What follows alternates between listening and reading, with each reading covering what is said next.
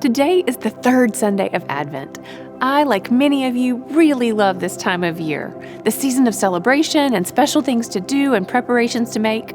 I especially love the theme for us today. Today, we focus on joy. Joy is my favorite blessing to wish and pray for each of you. You see, I have one of those I'll never forget stories about a blessing of joy. You know the kind.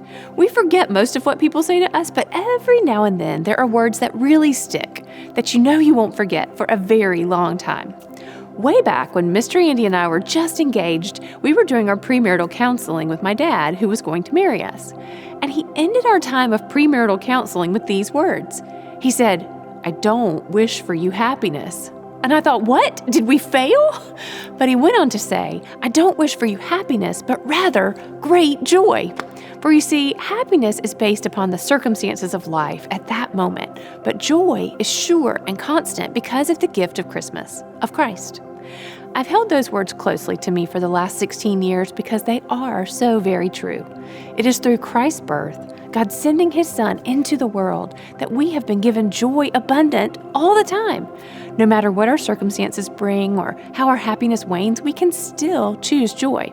If we're feeling sad or happy, upset or worried, angry or disgusted, we can still feel joy on top of that because of the joy that Jesus brings. There's a children's song that says, "I've got joy down in my heart, deep, deep down in my heart. Jesus put it there and nothing can destroy it. I've got joy down in my heart, deep, deep down in my heart."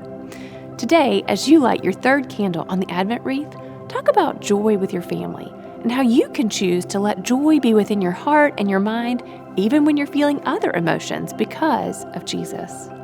And as you move your nativity characters closer to the manger, think of that joy that Mary and Joseph must have felt as they were also scared and anxious and tired.